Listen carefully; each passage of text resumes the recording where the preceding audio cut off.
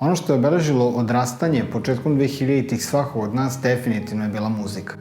Nije bilo, dakle, nikog od nas, pretpostavljam, ko nije imao svoju playlistu, svoju sačuvanu muziku, svoje diskove za muziku. To će se sve promeniti dolaskom formata MP3 i čuvenih MP3 playera.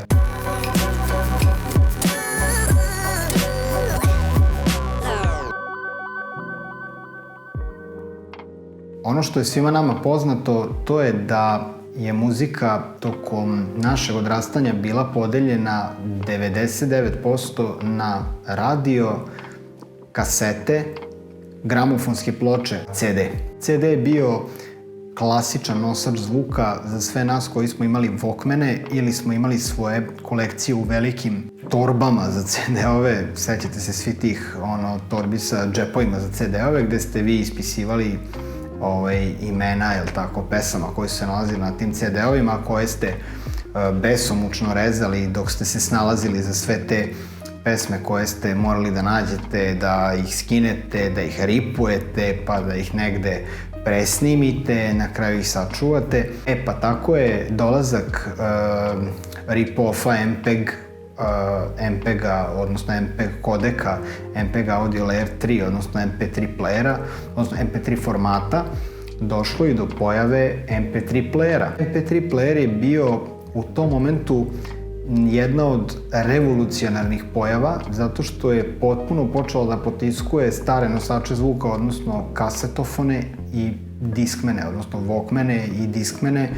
Sa svih strana je negde bilo opkoljena fizički nosač zvuka i vi ste bili osuđeni na to da ste u jednom momentu uzimali i kupovali sve pristupačnije MP3 playere veličine prosečnog upaljača. San svakog klinca koji je hteo svoju muziku uvek sa sobom da ima u jako malom formatu i da ne mora sa sobom da vuče 15 diskova, jer je na disk je moglo stane određeni broj pesama, je moglo da stane na disk, jedan deo nije, tako da prosto jedan deo pesama je morao da ostavi sa strane. MP3 manija i groznica bila i kod nas vrlo zastupljena.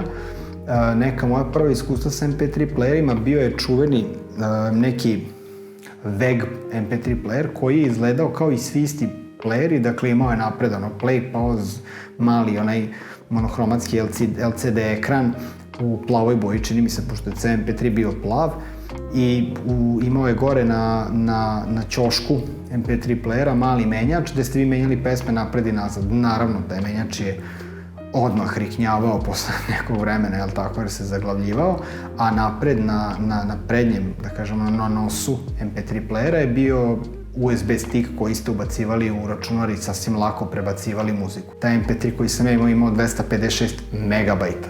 Zamislite sad 256 megabajta, potpuno ludilo, a imate USB stickove od po maltene 2 terabajta. Imali ste, 512 megabajta i ne znam da li je bio od giga. Verovatno je bio od giga, ja ga nisam nikad ni video. Bio je jako pristupačan i cene su već počele da padaju, bili su negde oko, čini mi se, tada 100 eura. Bilo je jeftinijih, oko 80, 90, sećam se su neki X-Wave pojavljivali, pa taj VEG.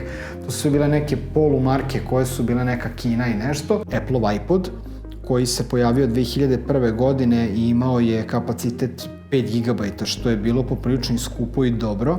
Zatim Creative Nomad je izbacio, Creative Labs je izbacio svoj MP3 player u vreme uspona tehnologije tamo 2000-ih pre iPoda. Zatim ste imali Rio PMP 300 u stvari, koji je bio opet malo kapaciteta memorije, negde oko 32 MB, ali je se u početku koristio intenzivno.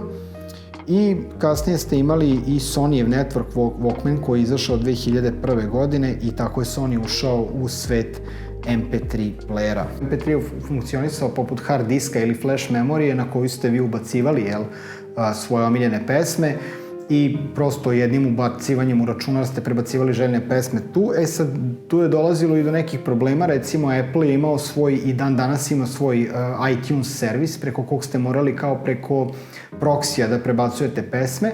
Međutim, šta se desilo? Velika većina tih MP3 playera je stvarno bila samo flash memorija na koju ste prebacivali MP3 format ili neki Wave ako je mogao da čita, pisalo je dole šta se može da čita. Tako da je MP3 u stvari bio odličan izbor za svako ko je hteo dosta pesama da stavi, da ponese sa sobom, kažem, da ne nosi gomilu diskova. I prosto je to negde i sa sobom vuklo izazov gde naći MP3 ripovane pesme, jel tako, sve je bilo na CD-ovima. Tu dolazimo upravo do peer-to-peer-a, odnosno share-a, LimeWire-a, pair share-a i svega onoga što je bilo kao prvi ti neki torrent servisi gde ste vi mogli da skidate neko određenog klijenta, određenu muziku sa nečeg računara u MP3 formatu. Samo pojava MP3 je sa sobom vukla i neku vrstu piraterije gde ste vi mogli MP3 da nađete. MP3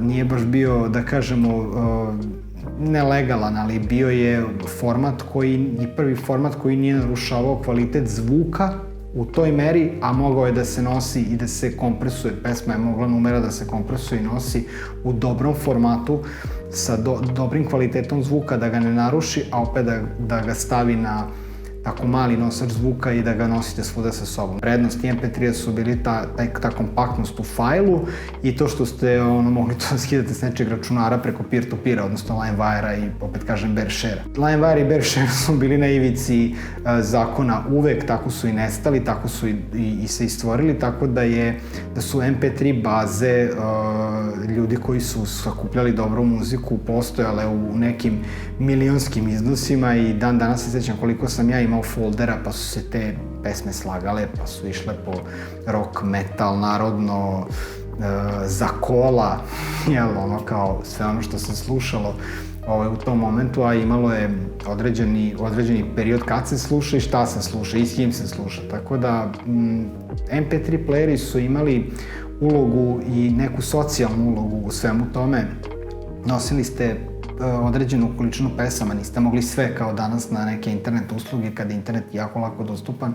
Nosili ste tačno ono što vam je trebalo u datom momentu, odnosno nosili ste muziku koja vam je jako bitna i koja vam je u tom momentu jako draga i vi ste napravili određeni izbor i uvek ste morali da pravite određeni izbor. Nije mogla stane na 512 MB baš sva muzika koju ste imali na računaru, mogla je da stane neka. Tu neku ste opet morali da filtrirate, da napravite za svako raspoloženje svaku playlistu.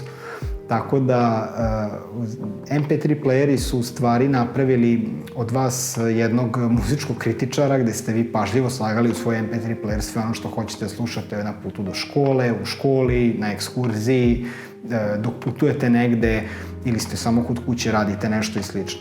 Tako da MP3 playeri nakon razvoja, kažem, pre svega mobilnih telefona i sve većih memorije i kapaciteta i današnjih streaming platformi gube potpuno na značaju. Ja sam pokušao čak da na nekim oglasima da nađem polovne MP3 playere, nažalost do snimanja ove epizode mi nisu stigli, ali pustit ćemo neke fotografije svakako da pokrijemo čitavu ovu priču pa da dobijete neki utisak, ali verujem da svi vi koji ste odrastali za MP3 playere ih se rado sećate i verovatno neko negde ima neki MP3 player, jer to je stvarno nešto što je obeležilo sve ono neophodno što ste imali u školskom rancu i ono što ste sigurno sa sobom morali da ponesete ako izlazite iz kuće, bio to telefon, ključevi, pa verovatno u tom momentu nekada Walkman, Discman, a eto onda u tom nekom periodu tamo do pojave ozbiljnijih mobilnih telefona i muzičkih telefona koji su imali veće kapacitete, bio je to i MP3 player. Vi ste gledali još jednu epizodu na kanalu Milenijalac, mesto gde nostalgija nije simptom, nego nešto sasvim normalno. Pozdravljamo za neke naredne sledeće epizode i nadam se da pričamo o nekim našim stvarima koje su obeležile naše odrastanje. Do sledeće epizode. Ćao!